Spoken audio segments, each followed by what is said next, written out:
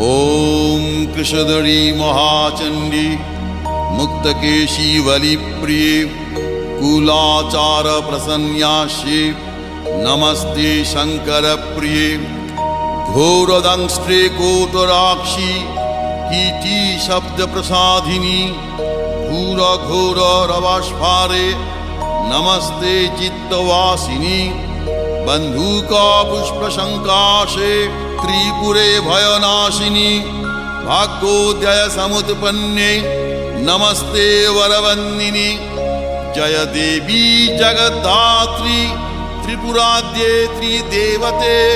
भक्तेभ्य वरदे देवी महिषग्नि नमोस्तुते घोर विघ्न विनाशाय कुलाचार समृद्धये नमामि वरदे देवी मुंडमाला विभूषणे